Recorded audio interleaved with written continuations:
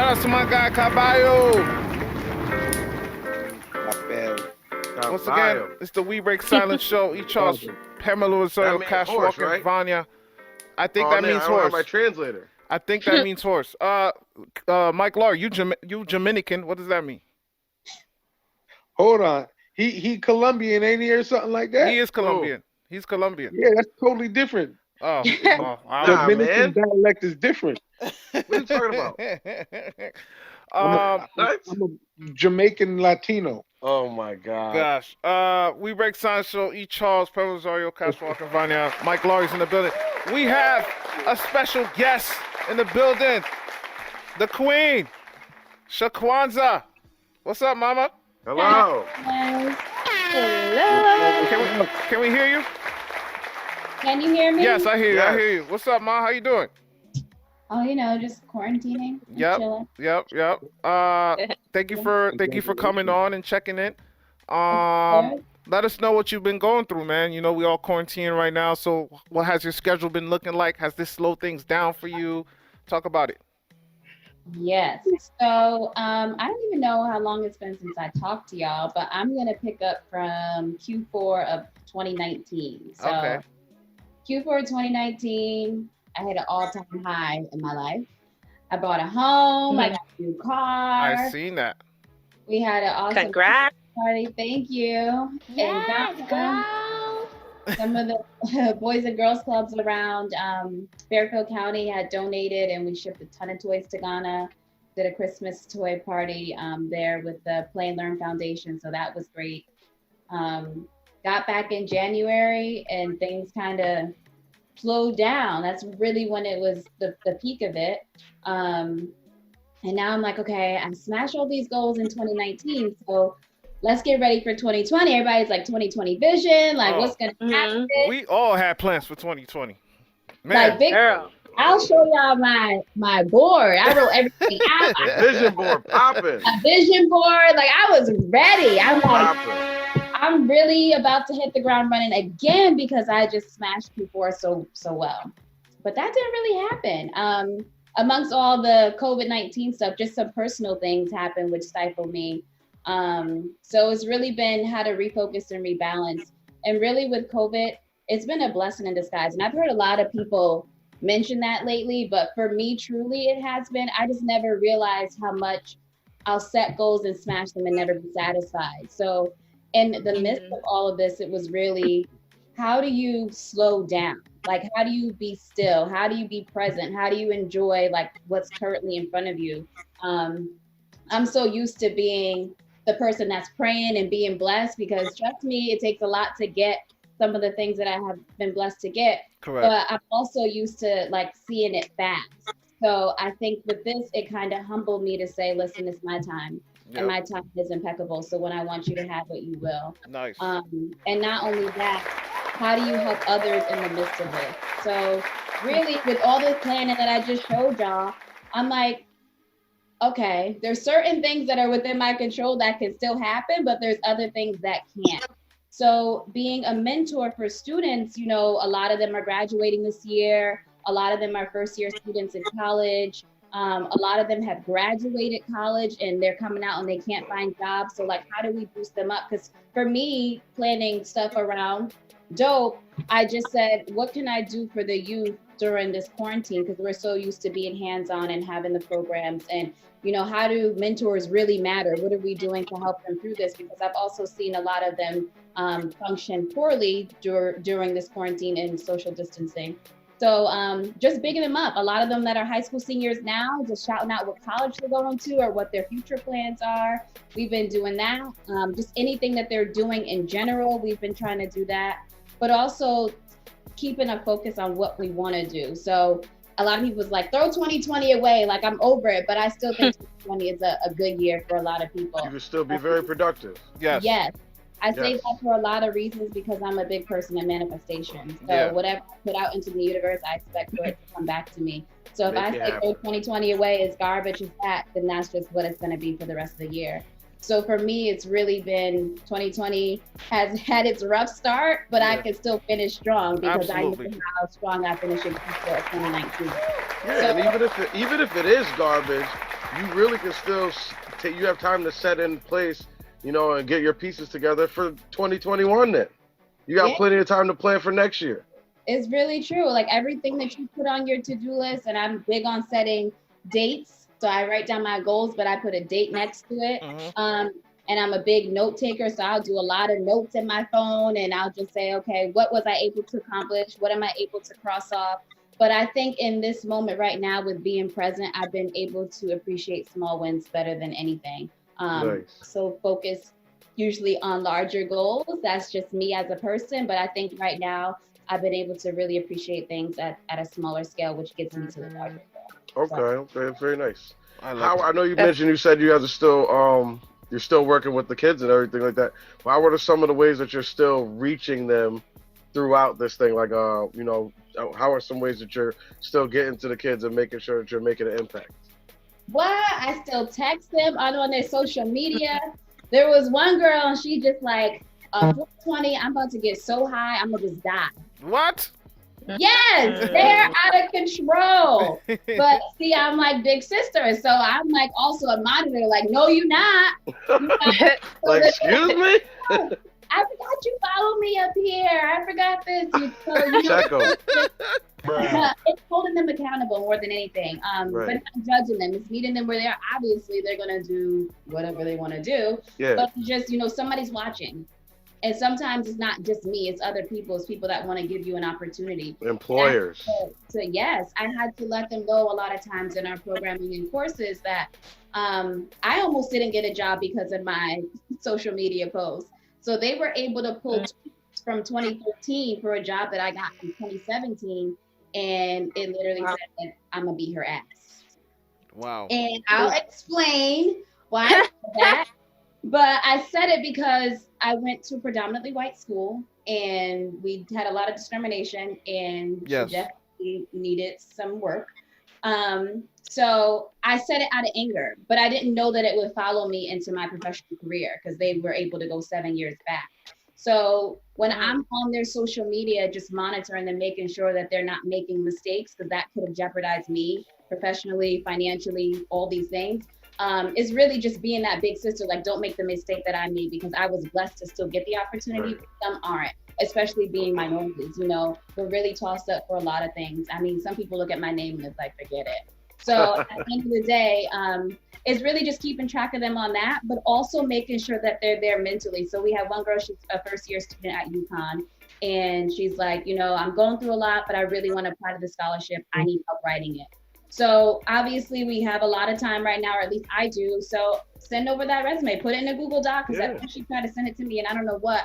And I'm like, put it in a Google Doc, let's edit it together in real time. So really just keeping them on their toes, letting them know that I'm still here, letting them know I'm still looking, I'm still watching, I still see what y'all doing. But also letting them know I'm proud of you, whether you're going off to college, whether you're going to a community college, whether you're gonna work, to make ends meet, whatever you're doing is still an accomplishment. So just, again, helping them celebrate those small wins that I now learn to appreciate. Beautiful. You have a motivating energy. I like that. I feel motivated now. That's what it's all about. Somebody did it for me, so I got to pass it on. Right. So for you, what do you feel like are some of the small wins that you've been able to appreciate? So for me in particular, again with slowing down, we did our first annual pageant last year, and it was a really big success. We had 13 contestants. We had over 150 guests in the audience. And honestly, I was not prepared to do it again this year. I was very, very drained from the first one. I came out of pocket over $3,000 to put on the first one. It was a lot. And now it's sacrifice, girl. Lots of sacrifice, but when you're passionate about what you do, like sometimes you don't even think about it until it all added up and I'm like, are you crazy? Yeah. But in the moment, I didn't feel it. I was just so happy with what we were doing. I was so happy with the youth, just giving them a platform to release their talents, their hidden talents that some won't ever be able to show because they don't have the platform to do so.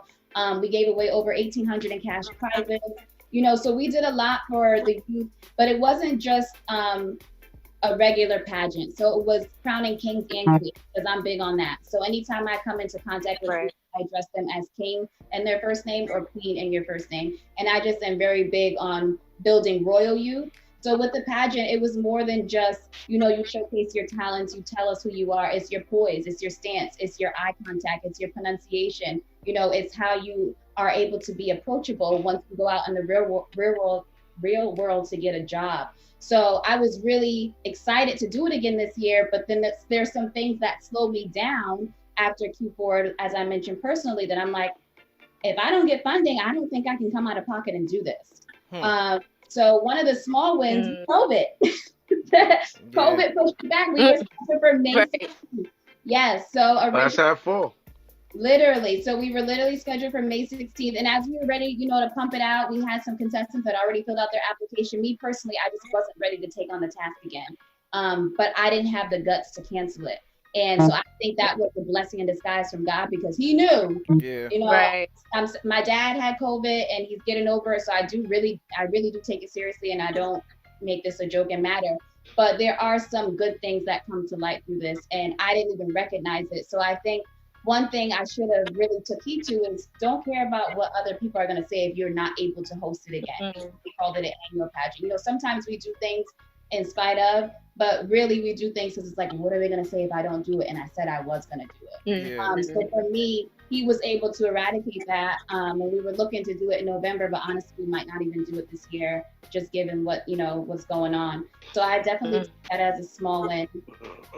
Some other things that I take as a small win, whatever other programming we wanted to do, because we wanted to have a 2020 Dope Gala this year and bring together professional kings and queens, adult kings and queens, to just empower you, bring you together from different avenues. So when we did the pageant, we had you from Stanford, Norwalk, Bridgeport, and New Haven. So just bringing together different communities. A lot of what I see, at least, is students that are in Stanford, they only know Stanford. Students that are in Bridgeport, they only know Stanford. So when you bring the youth together on a larger scale, you also bring the parents together. So things that are happening in Stanford, you can then share with the parents that have children in New Haven.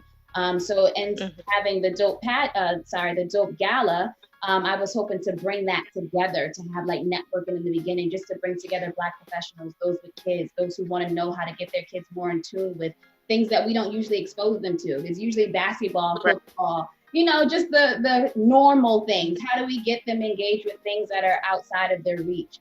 So that was a plan.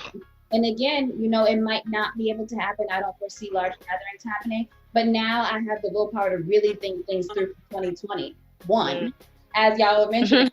So at the end of the day, I think that's a small one as well. So I think really what this year has done for me in terms of the slowdown and being still is really bringing in my thoughts, honing in on exactly what I want to do, and making sure that I put out my best work. Not putting out something just because I said I would, but something that's really going to be effective and beneficial for others, whether it's folks, whether it's others.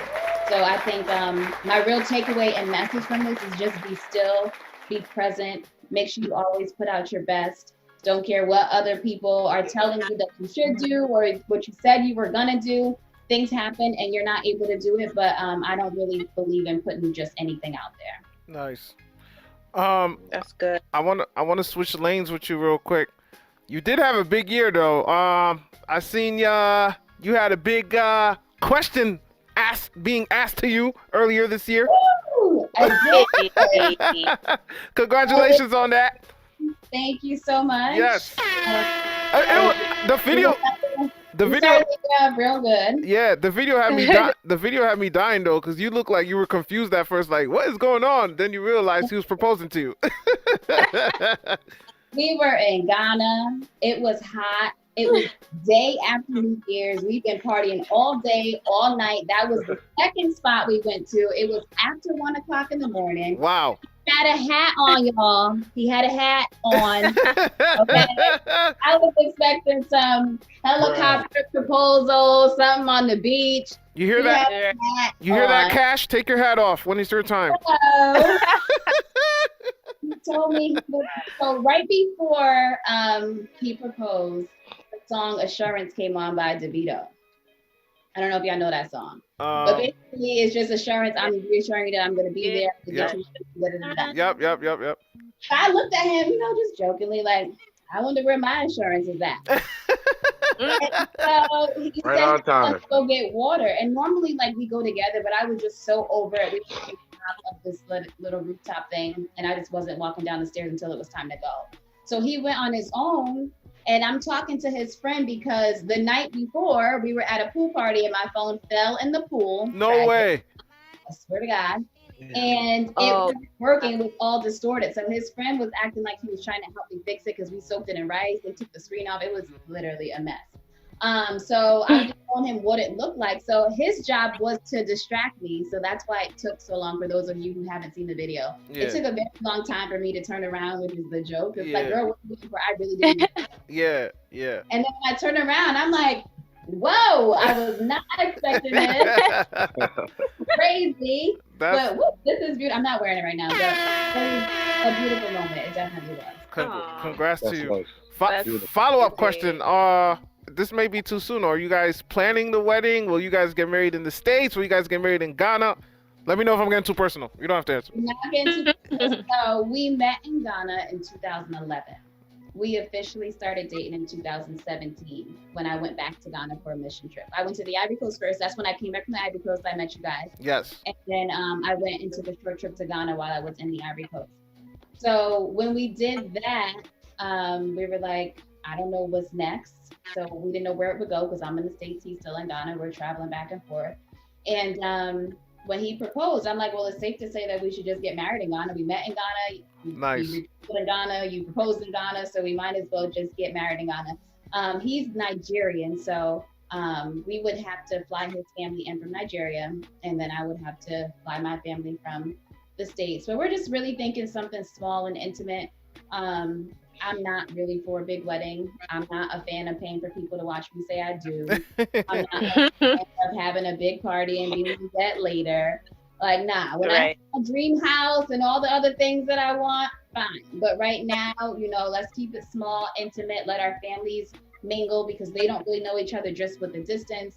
A small ceremony. I do want a bomb dress. I really do want a bomb dress. He has to have a bomb tux. We like to match a lot. Yes, girl. I do want to do that, but I don't want anything big. Like, I don't want a bridal party. He doesn't need groomsmen. Like, none of that. Wow. Y'all keeping it clean and simple.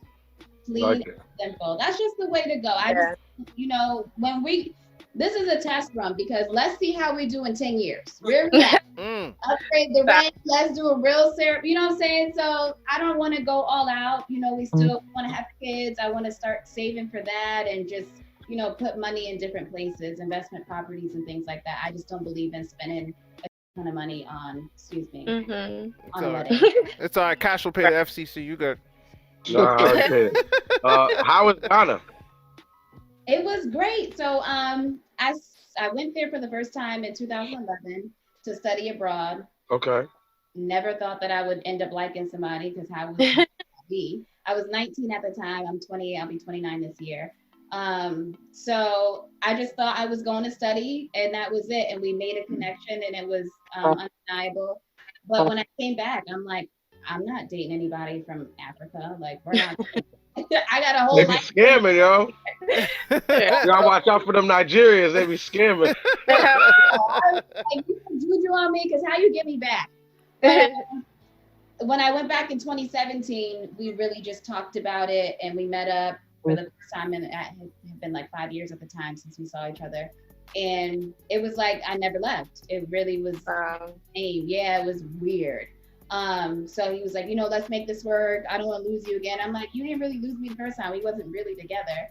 Let him tell it we were.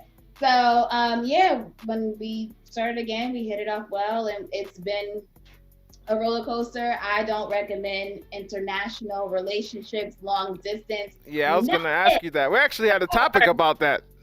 Yo, y'all know I'm in. Like 45 minutes too long for me.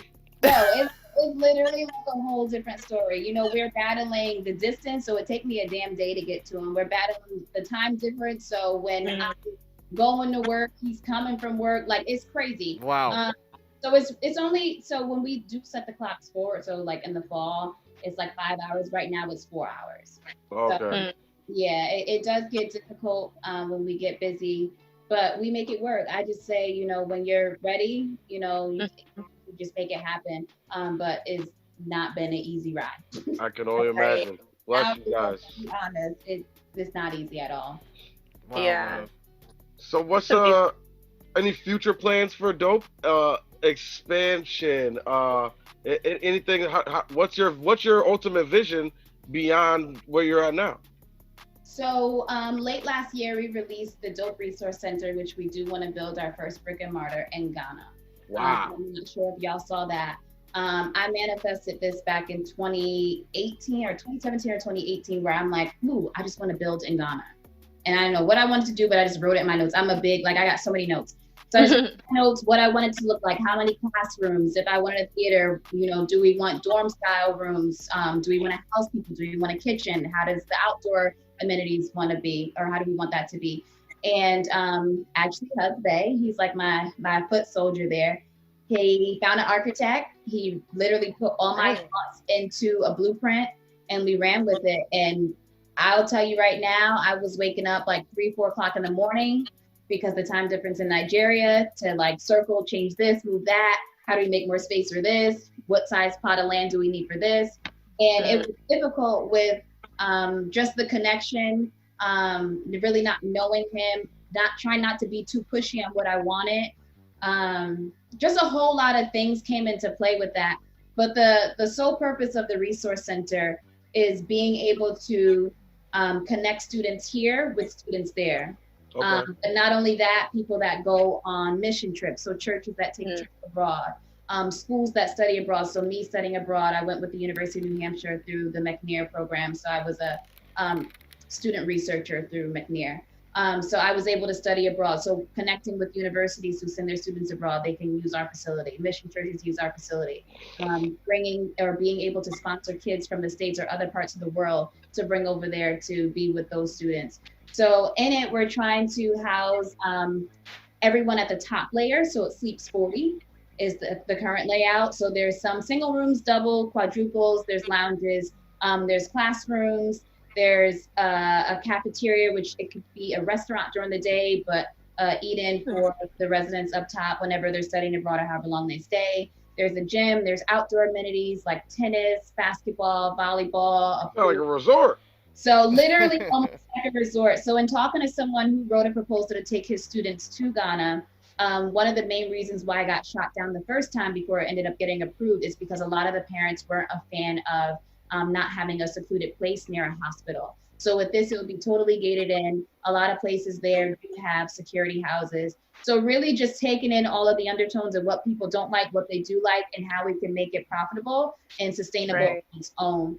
So that would be bringing jobs to Ghana because we would need people to work it. That would be bringing more tourism. People will be able to use our facility. That would be, you know, having students apply to be a part of the program so that we can bring them over there. They can stay there. We, you know, do the flights and things. It's a long-term goal, like 5 to 7 years. Is it doable? I totally believe that it is.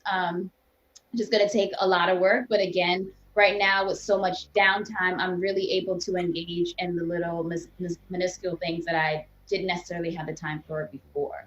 You So, certainly have the vision, and it's clear. Yes, I love it, yo. That's the only. That's beautiful. I love your vision. Honestly, You had that vision since day I one. never met you before because I wasn't on the show at the time, but just hearing you talk right now is just like you just seem very, very driven, like to get what you want, and I like that. No, she's always been that way ever since I met her. I blame my mom. I really do blame my mom because she had me in the community from the womb. So this is something that's why I wanted to ask. Like Something that you grew up doing.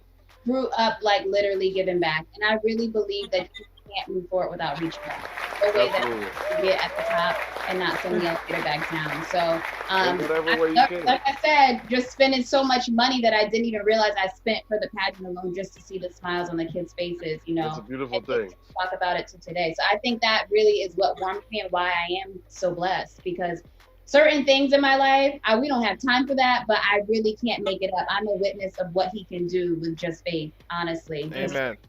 Amen. Yes. Chaquanzha, thank you for giving us your time. We appreciate you.